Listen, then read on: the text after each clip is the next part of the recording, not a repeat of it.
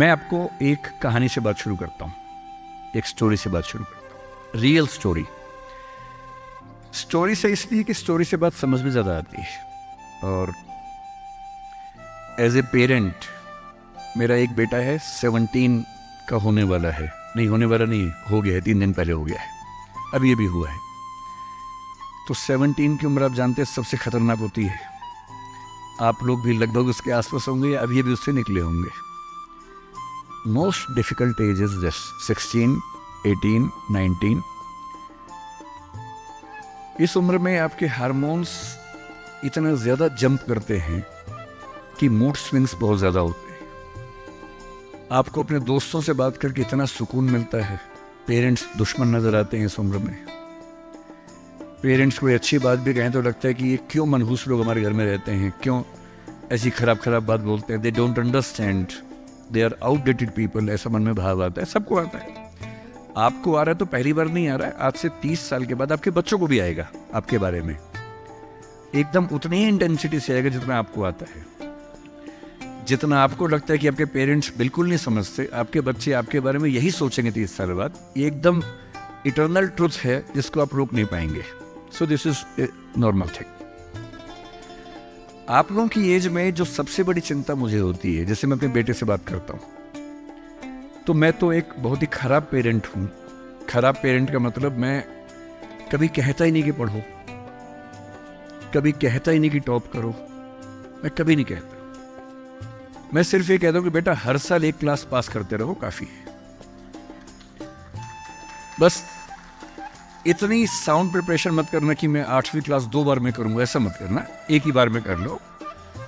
और मैं कभी परसेंटेज पूछूंगा नहीं आपसे, मैं पूछता भी नहीं, हालांकि वो बता देता है, लेकिन मुझे उसमें इंटरेस्ट है नहीं। वट एवर परसेंटेज ही gets. And we also have a daughter, I mean I am not the biological father, she is a relative's daughter, so she lives with us. हम दोनों बच्चों से बोलते हैं कि हम कभी नहीं पूछेंगे परसेंटेज क्या है, ना हम पूछते हैं, ना हमारे इंटरेस्ट है। हमारा इंटरेस्ट केवल इस बात में है कि वो बेहतर ह्यूमन बींग्स बन जाए, क्योंकि मैंने ज़िंदगी को बहुत अच्छे से देखा है। और मैं एक बहुत ही ख़राब स्टूडेंट रहा हूँ स्कूल में, बहुत बदमाश, शरारती, कम पढ़ने वाला। पर दिमाग इतना था कि 10 दिन 20 दिन पढ़ के अच्छे नंबर आ ही जाते थे। तो मेरा दिमाग कहता था कि जो काम 10 दिन का है उसके लिए साल क्यों खराब करूं। जब 10 दिन में हो ही जाता है तो 10 दिन खराब करेंगे उसको। और दूसरी बात, ओवर द ईयर्स मैंने ये सीखी है कि जो मैंने स्कूल में पढ़ा था उसमें से बहुत कम जिंदगी में काम आता है। मैंने ट्रिगोनोमेट्री पढ़ी, मेरी जिंदगी में कभी काम नहीं आई। मैं कभी थीटा वीटा लगा ही नहीं पाता कहीं पर भी, आज तक यूज नहीं किया मैंने थीटा, कहाँ थी यूज करूं, काम ही नहीं आया। मैंने दुनिया भर के नक्शे रटे थे स्कूल में, कहीं काम नहीं आए। जब किसी देश में घूमने जाता हूँ, वहाँ का नक्शा देख लेता हूँ और बचपन वाला याद भी नहीं आता, फिर से देखना पड़ता है। सीधी सी बात है। तो मैंने फील किया कि ज़्यादातर चीज़ें जो स्कूल में हम पढ़ते हैं, कॉलेज में पढ़ते हैं, वो जो नॉलेज है वो ज़िंदगी में बहुत काम नहीं आती। जो काम आता है वो और चीज़ है। मैं उस पर ज़्यादा बात करूँगा आपसे। लेकिन मेरी चिंता एज ए पेरेंट, और क्योंकि आप बच्चे उसी उम्र में हैं, मैं लगभग 50 साल का हूँ, तो आप मेरे लिए लगभग उसी रोल में हैं कि आप मेरे बच्चे जैसे हैं। क्योंकि जो बच्चे होते हैं ना, अपने पेरेंट्स से बड़ी नफरत करते हैं, दूसरों के पेरेंट्स की सुन लेते हैं बात। तो आप मेरी बात सुन लेंगे, अपने घर में नहीं सुनेंगे। जैसे मेरा बेटा मेरी बात नहीं सुनता है, वो शायद यहाँ सीएम साहब की बात सुन लेगा। तो दूसरों की बात सुनना आसान होता है, अपने पेरेंट्स की बात सुनना मुश्किल होता है। तो आप सुन रहे हैं इसलिए मैं सुना रहा हूँ आपको। तो जो कहानी मैं आपको सुनाना चाह रहा हूँ एक रियल कहानी है, और मेरी सबसे बड़ी चिंता अपने बच्चों को लेकर, आपको लेकर वही रहती है। मैं जब भी कोई कहानी सुनाता हूँ, नाम, जगह, वो सब बदल देता हूँ ताकि किसी की प्राइवेसी पर हमला ना हो। सबकी राइट टू प्राइवेसी है ना। एक बच्चा था जिसको मैं जानता हूँ, बचपन से जानता हूँ, बहुत ही जबरदस्त आर्टिस्टिक बच्चा, म्यूजिक का उस्ताद। उसके घर में लगभग सब लोग म्यूजिक के उस्ताद थे। इंस्ट्रूमेंटल म्यूजिक, वोकल म्यूजिक, हर चीज में अच्छा, पढ़ने में भी ठीक, बढ़िया। और जब हम स्कूल में थे, वो मेरी क्लास में तो नहीं था, थोड़ा सा अलग क्लास में था, पर स्कूल में बहुत पॉपुलर था being into music. I was in debating, he was into music. और बाद में उसने हमारा स्कूल छोड़ भी दिया कुछ समय के बाद, फिर वो कहीं और चला गया, फिर हमारा मिलना नहीं हुआ। उस समय ना तो व्हाट्सएप था ना यूट्यूब था, तो बाद में मिलने का स्कोप भी नहीं रहता था। जो एक बार चला गया वो चला ही जाता था उस समय। अब तो बच्चे ज़िंदगी भर दोस्त रहते हैं। फिर जब मैं दिल्ली यूनिवर्सिटी में आ गया, ग्रेजुएशन कर चुका था, उसके बाद अचानक मुझे एक बचपन का दोस्त मिला जिसने मुझे एक इंटरेस्टिंग क्या डेवास्टेटिंग बात बताई। तो बात चल रही थी कि स्कूल के दोस्त कहाँ कहाँ हैं, क्या कर रहे हैं। तो बातों बातों में उसका जिक्र भी आया। तो मैंने बड़ी उम्मीद से पूछा, मैंने कहा वो तो बॉम्बे चला गया होगा, फिल्म इंडस्ट्री में चला गया होगा। तो मेरे दोस्त ने पूछा कि तुम्हें नहीं पता उसके बारे में? मैंने कहा नहीं। उसने कहा यार वो जेल में है, and he was one of the most creative students of our school. मैंने कहा जेल में क्यों है? बोले सच में नहीं पता। मैंने कहा सच में नहीं पता मुझे। लोग ग्रेजुएशन करने के लिए जब गया तो पता नहीं क्या हुआ, उसकी थोड़ी संगति खराब हो गई। बैड कंपनी जिसको हम बोलते हैं, जो इस उम्र में अच्छी लगती है, वही वाली। कॉलेज लाइफ में थोड़ी बहुत बैड कंपनी सबकी होती ही है, हल्की फुल्की होती है, एक सामान्य बात है। अच्छा, बच्चा बच्चा ना रहे ये भी तो अच्छी बात नहीं है ना। थोड़ा बचपन तो जीना भी चाहिए, थोड़ा शरारतें करनी भी चाहिए। पर किसी किसी का दुर्भाग्य होता है कि ज्यादा हो जाता है, उसके साथ ऐसा हुआ।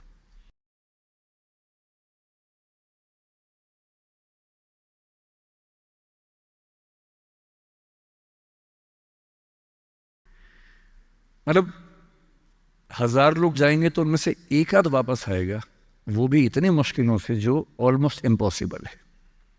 I have seen many such cases.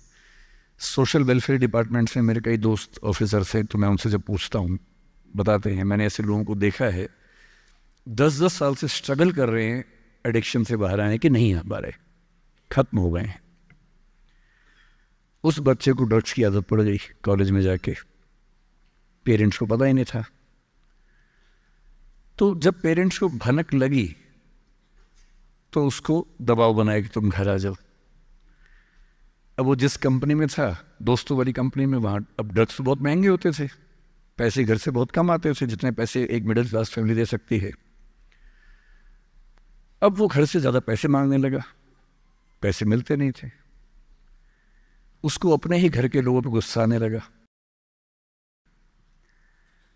तो एक बार वो अपने घर आया हुआ था छुट्टियों में, और वहाँ भी वो कुछ कुछ करता रहता था।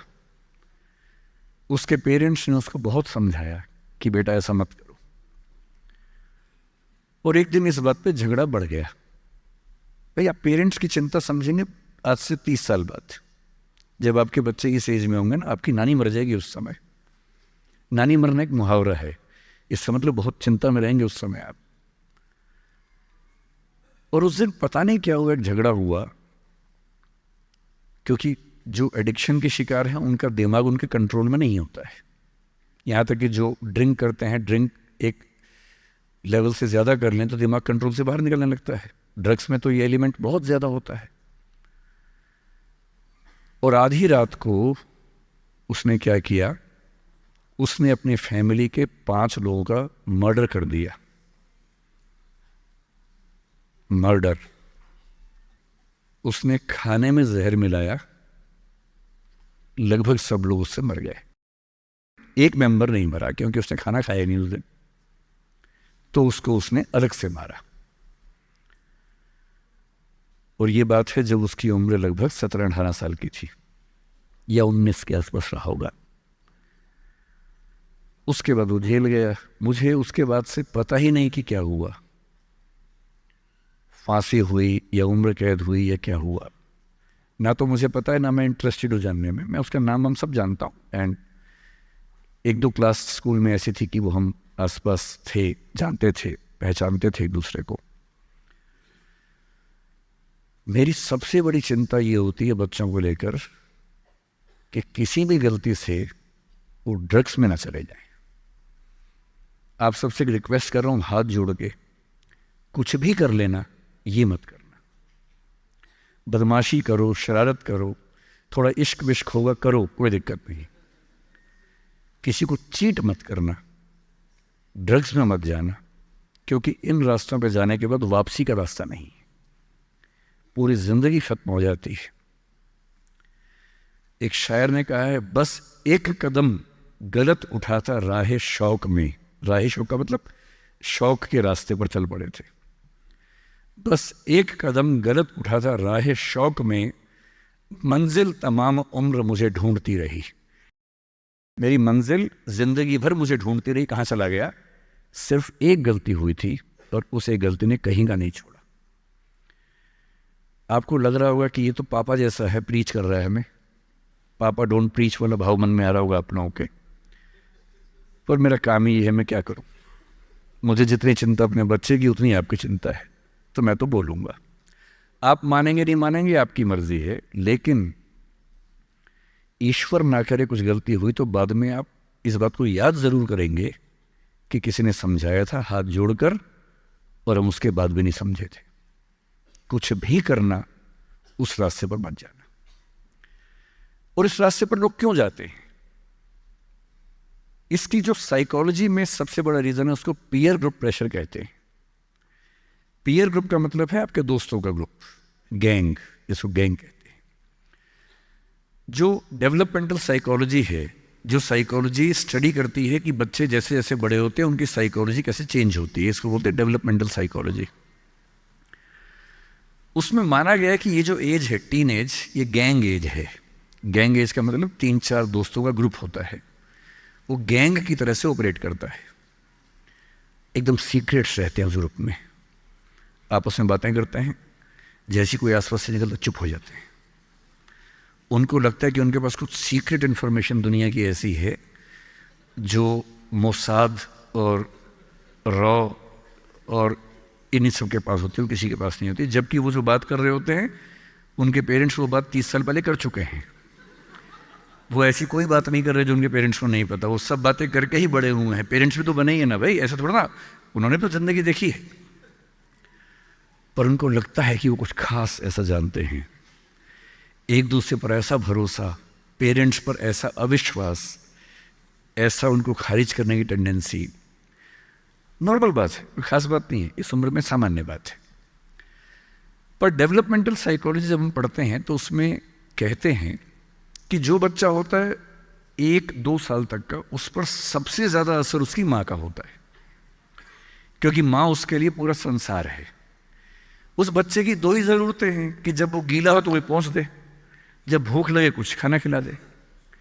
शुरू के 6 महीने इन दोनों ज़रूरतों को जनरली उसकी माँ ही पूरा करती है। तो उसको धीरे धीरे लगता है कि जो माँ है ना, यही मेरा सब कुछ है, और माँ की हर बात को फॉलो करता है वो। 6 महीने के बाद थोड़ा सा बाहर का खाना, घर के बाकी मेंबर्स का असर पड़ने लगता है। 2 साल के बाद जब बच्चा पहली बार स्कूल जाता है, 2 या 3 साल के बाद, तो आप देखेंगे प्राइमरी स्कूल में टीचर्स आमतौर पे महिलाएं होती हैं, विमेन होती हैं, मेल्स नहीं होते हैं। उसके 2 रीज़न है। एक तो मेल्स में इतनी पेशेंस होती नहीं आमतौर पे।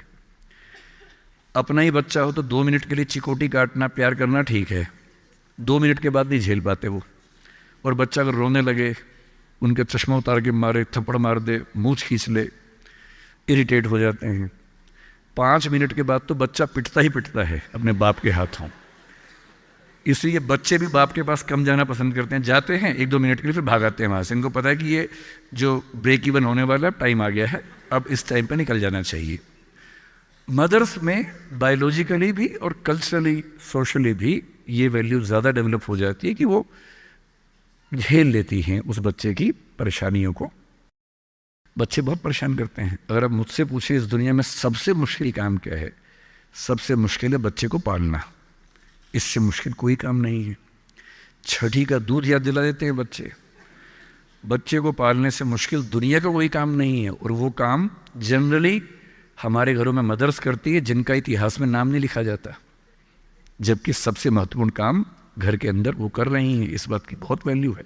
कई जगह पेरेंट्स मतलब फादर्स भी कर रहे हैं कुछ हद तक, लेकिन जनरली दुनिया में ज़्यादा ये काम अभी तक महिलाओं के हाथ में ज़्यादा है। जब बच्चा स्कूल जाता है तो स्कूल जाने के बाद आप देखेंगे जो लेडी टीचर होती है, जिसको बच्चा प्यार से मैम कहता है, मैम, ऐसे बच्चे के लिए मैम दूसरा भगवान होता है मम्मी के बाद। कुछ समय के बाद भगवान नंबर 1 मैम हो जाती है, भगवान नंबर 2 मम्मी हो जाती है। और अगर मैम ने कुछ कहा है और मम्मी कह रही गलत है, तो बच्चा घूर के देखता है कि तुम बताओगी मुझे, वो भगवान है वो तो मेरी। तो बच्चे को मैम पे भगवान जैसा भरोसा होता है। फिर जब वो बड़ा होने लगता है 10, 11, 12, 13 साल का,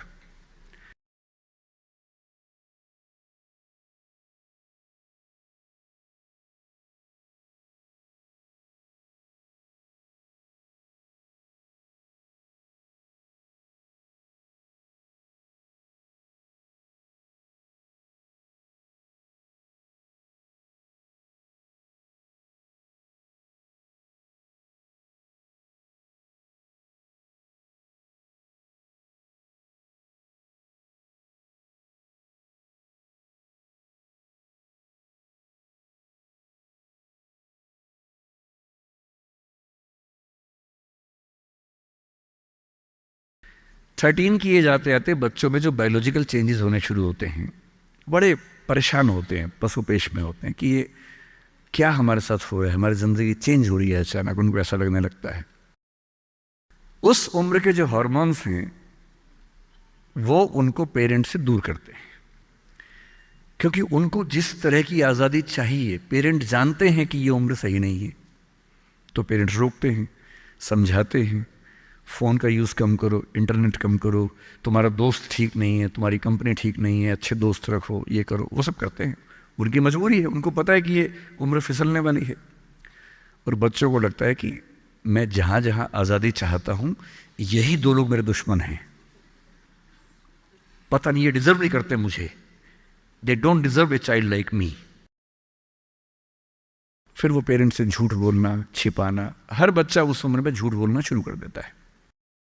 कुछ बहुत प्यारे मासूम बच्चों को छोड़ दूं मैं 1-2%, बाकी सब थोड़ा बहुत झूठ तो बोल लेते हैं। कुछ ज़्यादा शातिर हो जाते हैं, इतना खतरनाक झूठ बोलते हैं, लाई डिटेक्शन टेस्ट करवा लेंगे तो भी नहीं पकड़ में आएंगे, इतना अच्छा झूठ बोलने लग जाते हैं, क्योंकि उन्होंने सीख लिया दोस्तों से सब करके। और ये जो उम्र है 13 से 19, जो गैंग एज है, ये जो दोस्त हैं, इनका असर इतना ज़्यादा होता है। और आपकी पर्सनैलिटी कैसी है, हर गैंग में 4-5 लोग होते हैं, उनमें से एक मुखिया होता है, उनका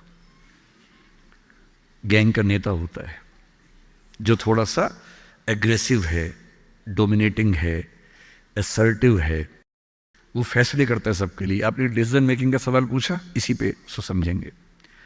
उसने कहा कि चलो सब फिल्म देख के आएंगे, तो बाकी 4 फॉलोवर्स होते हैं, वो चलते हैं, जी जी चलो चलो चलो चलो चलो। इन सबका सेल्फ रिस्पेक्ट का लेवल अलग अलग है। जो नेता है उसमें सेल्फ रिस्पेक्ट बहुत ज़्यादा है, इतनी ज़्यादा है कि वो दूसरों की सेल्फ रिस्पेक्ट की धज्जियाँ उड़ा देता है। वो ये मान के चलता है कि मैं राजा हूँ, जो मैं कहूँगा वही होगा।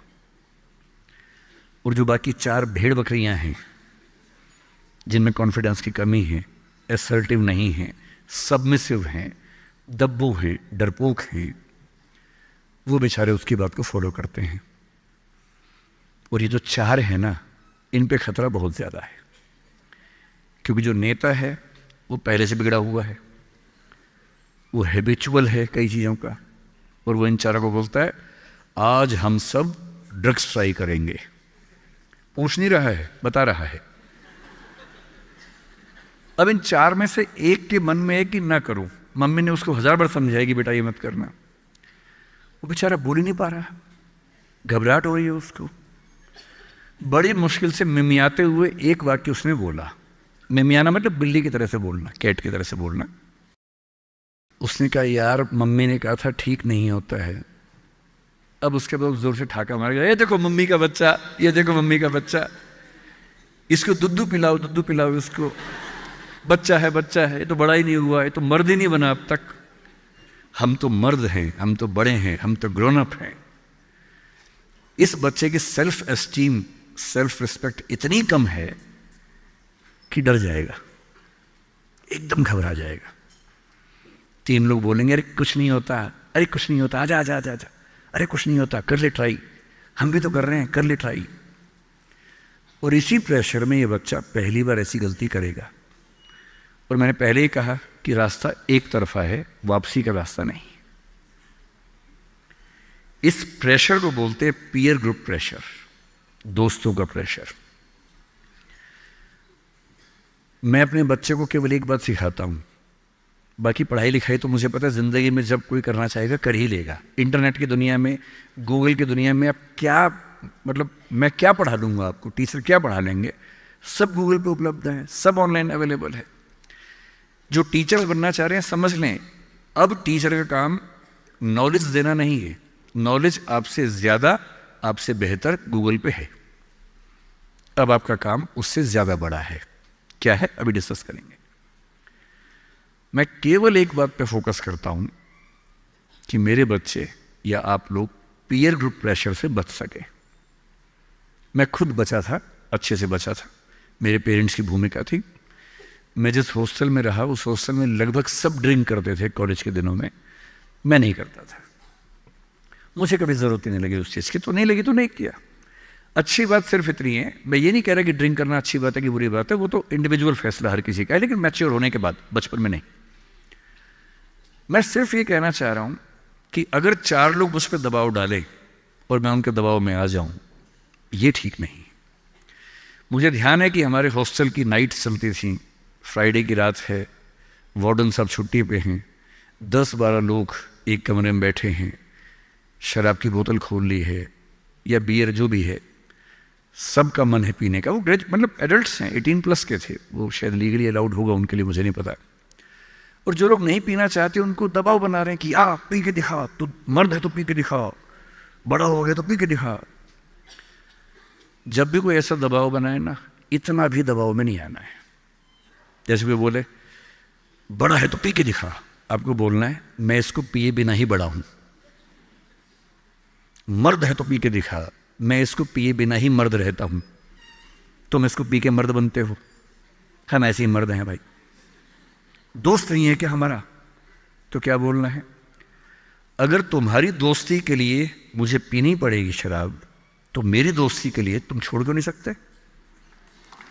अजीब बात है भाई। दोस्त, क्या मैं ही तुम्हारा दोस्त हूं? तुम मेरे दोस्त नहीं हो? तुम्हारी दोस्ती के लिए मैं ड्रग्स लेना शुरू कर दूं और मेरी दोस्ती के लिए तुम छोड़ नहीं सकते? अगर तुम छोड़ नहीं सकते तो मैं ले नहीं सकता।